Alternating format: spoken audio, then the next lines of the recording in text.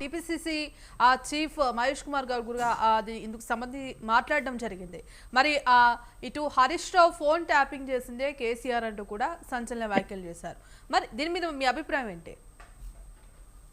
Madam, ముందుగా మీకు స్వతంత్ర ప్రేక్షకులకు, అలాగే ఈ చర్చా వేదికల్లో పాల్గొంటున్న పెద్దలకు, అలాగే వివిధ పార్టీల నుంచి పాల్గొంటున్న అందరికీ నమస్కారాలు తెలియజేసుకుంటూ మరి ముఖ్యంగా ఇవాళ కార్మికులందరికీ కార్మిక దినోత్సవ శుభాకాంక్షలు తెలియజేసుకుంటున్నాను.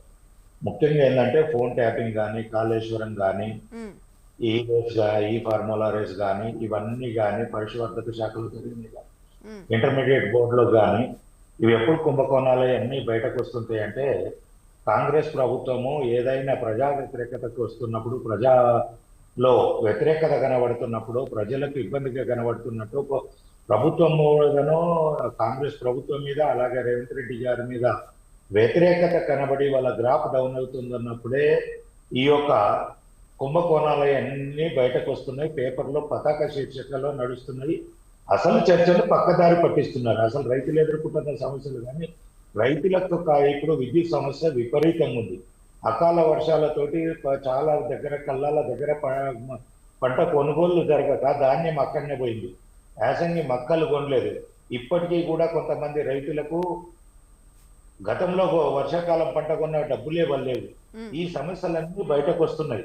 ఇవి రావద్దు అంటే మా మీడియాలో కానీ ఎక్కడ కానీ చర్చ జరగద్దు. సోషల్ మీడియా ఎంతసేపు ఏంటంటే ప్రజలను తప్పుదోవ పట్టించాలి, ఈ మన మీడియాను తప్పుదోవ పట్టించాలి. వాళ్ళు ఇవన్నీ ఏంటంటే ఈ వేరే మంట పెట్టేసి చలి కాపుకుందాము, మన ఇంటికి అలకుండా చూసుకుందామనే ప్రయత్నంలో కాంగ్రెస్ ప్రభుత్వం ఎప్పటికప్పుడు రేవంత్ రెడ్డి గారు 2.5 సంవత్సరాలలో మనము ప్రతి డిబేట్ లో చూస్తున్నాము. మేము కూడా ఎందుకంటే చర్చల్లో కూర్చుంటాం కాబట్టి ప్రతి సమస్యలకు ఎప్పుడు ఏది వస్తుంది, ఎందుకు వస్తుంది, ఈ సందర్భమా కాదా అనేది ప్రతిదీ కూడా ఒక అవగాహన చేసుకుంటున్నాం. కాబట్టి నేను ప్రతి సందర్భంలో చూస్తున్నా రేవంత్ రెడ్డి గారికి ప్రభుత్వానికి ఇబ్బంది కలిగినప్పుడల్లా ఏదో ఒక కేసు అయితే కాళేశ్వరం ఉన్న తీసిండు, దాని మీద పెద్దగా చర్చ జరగలేదు.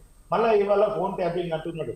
దాని మీద ఫోన్ ట్యాపింగ్ జరిగింది అనేది పూర్తి స్థాయిలో వాస్తవము. ఎవరు ఒప్పుకున్నా ఒప్పుకోకపోయినా జరిగిన పరిణామాలతోటి అందరికీ తెలుసు. కాబట్టి దాని మీద పూర్తి స్థాయిలో నిజ నిర్ధారణ జరగాలి. దాని మీద ఎవరు దోషులు అని తేలాలి, దోషులకు శిక్ష పడాలి అనేది కాంగ్రెస్ పార్టీకి కనుక చిత్తశుద్ధి ఉంటే ఈ సిట్టు ఇది కాకుండా కరెక్ట్ అయిన దర్యాప్తు సంస్థతోటో, హైకోర్టు జడ్జితోటో, లేదంటే సిబిఐకో ఇంకేదన్నా దర్యాప్తు సంస్థకి ఇచ్చేసి టైం బాండ్ పెట్టి దాని మీద నిజ నిర్ధారణ చేయాలి. ఈ సిట్టు కనుక ఇందాక పెద్దలు అడిగినట్టు కేంద్రం దగ్గరికి ఈ రోజు వరకు కేంద్రం దగ్గరికి వీళ్ళు ఎంక్వైరీకే పోలేరు. ఎందుకంటే అప్పుడు మీరు ఎన్ని నెంబర్లు అనుమతి ఇచ్చారు, ఎంతమందికి ఇచ్చారు, ఈ దర్యాప్తు సంస్థ వల్లే ఈ ప్రభుత్వం పోలేదు.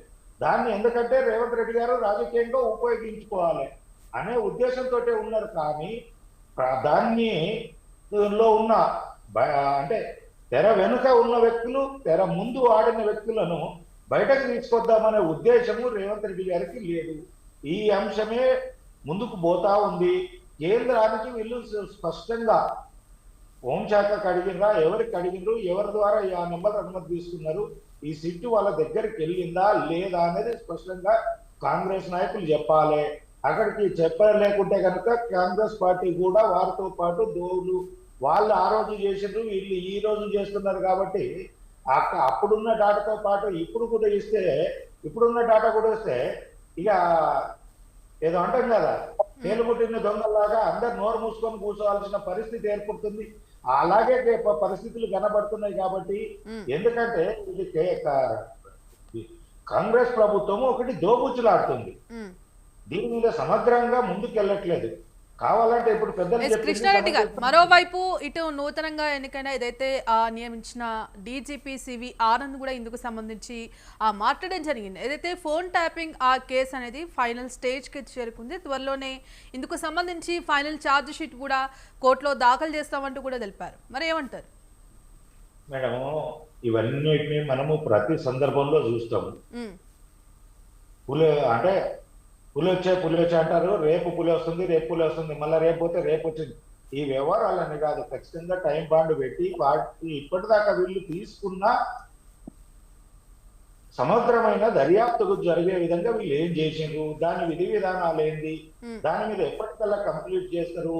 సినిమా లాగా ఒక 2 గంటలలో క్లోజ్ చేస్తామని టైం బాండ్ ఉంటుందా, లేక టీవీ సీరియల్ లాగా ఎపిసోడ్ వైజ్ ఎపిసోడ్ ఇక రెడ్డి వచ్చి మొదలు పెట్టినప్పుడు కొత్త డీజీకి వచ్చిండు, మళ్ళీ మొదలు పెట్టిండు, ఇంకో ఆయన వస్తాడు, ఇంకో ఆయన మొదలు పెడతాడు, ఇలాగే సీరియల్ లాగా కంటిన్యూ చేస్తారా, లేదా సినిమా లాగా 2 గంటలలో టైం బాండ్ పెట్టి క్లోజ్ చేస్తారా? ఇది ప్రభుత్వం చెప్పాల్సింది ఉంటుంది. ఆల్రెడీ 2.5 సంవత్సరాలు అయిపోయింది కాలయాపన, ఇంకొక సంవత్సరం అయితే ఎలక్షన్ పీరియడే. ఇక దాని తర్వాత ఇంకా జరిగేది ఏముంటుంది? వీళ్ళు దోషులు ఎప్పుడు శిక్షలు పడతాయి, ఎప్పుడు ఇది అవుతుంది? మేము ప్రభుత్వం వస్తే ఫోన్ ట్యాపింగ్ చేసిన వాళ్ళను ఇమ్మీడియట్లీ అరెస్ట్ చేస్తాము, కాళేశ్వరం అవినీతి చేసిన వాళ్ళందరూ బొక్కలో ఉంటారని మాట్లాడిన రేవంత్ రెడ్డి గారు బొక్కలేసుడు కాదు కదా, ఎఫ్ఐఆర్ కూడా ఫైల్ చేయలేకపోతున్నాడు. ఆ మాత్రం దమ్ము లేని ముఖ్యమంత్రి ఈ రోజు ఏం చేస్తున్నాడు? రాజకీయ పబ్బం గురించి విన్నిటిని అడ్డం పెట్టుకొని ముందుకు వెళ్తున్నాడు అని చెప్పేసి తెలియజేస్తుంది. రైట్. ఎస్ రామచంద్ర గారు, కృష్ణారెడ్డి గారు మేడం. ఎస్ మరి ఫైనల్ కంక్లూజన్ ఏంటి?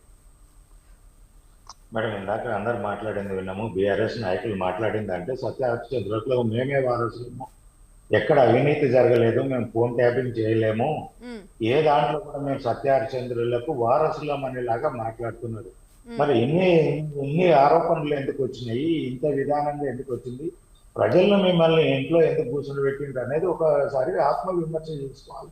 మనము సమర్థించుకోవడానికి ఎంతైనా సమర్థించుకుంటాము, ఎన్నైనా, కానీ వాస్తవాలను మనం బయట వ్యక్తులు ఎవరో మాట్లాడింది కాదు, ప్రతిపక్షాలు మాట్లాడింది కాదు, ఇంకెవరో కాదు, కుటుంబ సభ్యులు సొంత కూతురే మాట్లాడింది.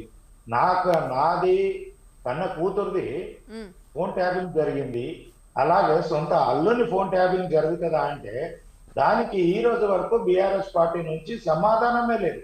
తేలు కొట్టిన దొంగలాగా ఒక్కరు కూడా దాని గురించి మాట్లాడాలి. కవిత గారు లేవనెత్తిన అంశాలు ఒక్కటి కూడా తీసుకురావట్లేదు. మరి ఎందుకు తీసుకురావట్లేదు? ఇది ఒక్కటే కాదు, అవినీతి ఆరోపణలు కూడా చేసింది ఆమె. ఆ కేసీఆర్ చుట్టూ దయ్యాలు ఉన్నారన్నారు, అవినీతి పరులు ఉన్నారన్నారు. కేసీఆర్ దొంగతనం చేయలేడు కానీ ఆయన చుట్టుపక్కల ఉన్నారు పందికొక్కుల్లాగా మెక్కిండ్రు అన్నారు. మరి ఆ మొక్కిన వాళ్ళు ఎవరు? మరి మొక్కలేమని ఎవరన్నా ఒక్కరన్నా మరి ఎందుకు మాట్లాడలేదు? ఈ అంశాలు అన్ని చెప్పాల్సినది బీఆర్ఎస్ పైన ఉంటది.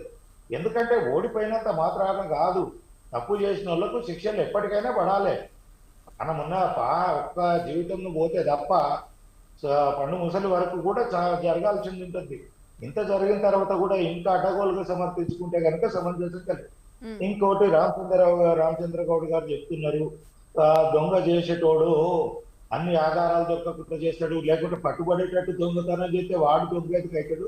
పోలీసులు ఎందుకు, దర్యాప్తు సంస్థలు ఎందుకు, ఈ వ్యవహారాలు అంటే మా దర్యాప్తు సంస్థలు, మా వ్యవహారాలు, మా ప్రభుత్వం కంటే ఎక్కువ దొంగతనం చేసినోడే గొప్పగా ఉన్నాడు అనే విధంగా మనము తప్పించుకోవడానికి ప్రయత్నం అనేది జరగదు. నేను అనేది ఏంటంటే మీరు మాట్లాడింది కరెక్టే, కానీ ఆడు ఎంత పెద్ద దొంగ అయినా ఎన్ని తప్పులు చేసినా మేము పట్టుకుంటాము, మేము కోర్టులో నిలబెడతామనేది ఉండాలి. కానీ దానికి వక్ర భాష్యంగా పోయేటట్టుంటే తప్పు చేసింది కరెక్టే కానీ మాకు దొరకట్లేదు అంటే ఇది ఎక్కడ పోతుందంటే, ఇప్పుడు అది తప్పు చేసిందా లేదంటే మీకు దొరుకుతలేరా, మీరు తప్పిస్తున్నారా, ఈ అంశాలు స్పష్టంగా బయటకు వస్తాయి. ఎందుకంటే మనం మాట్లాడేటప్పుడు క్షుణ్ణంగా పద్ధతిగా మాట్లాడితే అది బయటకు క్షుణ్ణంగా ఏదో తప్పు ఏదో ఒప్పేదో బయటకు వస్తుంది. మనం అట్లా కాకుండా మనకంటే దొంగోడే తెలివి కల్లోడు వాడు దొరకకుండా తప్పులు చేస్తాడు అంటే అది చేసేది దొంగతనం చేసినోడే రాత్రిపూటను పగల్లో ఎవడు చూడకుండానే దొరకద్దనే దొంగతనం చేస్తాడు, తప్పులు చేస్తాడు, ప్రతి ఒక్కడు దొరకొద్దనే చేస్తాడు. దాన్ని పట్టుకోవడంలోనే మన విజ్ఞత ఉంటుంది, మన తెలివి ఉంటుంది, మన చాతుర్యం ఉంటుంది, మీ ప్రభుత్వం యొక్క గొప్పతనం ఉంటుంది, మీ ముఖ్యమంత్రి యొక్క హోంశాఖ మంత్రి యొక్క ముఖ్యమంత్రి గొప్పతనం ఉంటుంది. అంతేగాని దొంగోడు తెలివిగా దొంగతనం చేసింది తప్పించుకుంటా అంటే మీ ప్రభుత్వం చేతగానంత ప్రభుత్వం ఇంకొకటి ఏది ఉండదని చెప్పేసి యాదగిరి గారు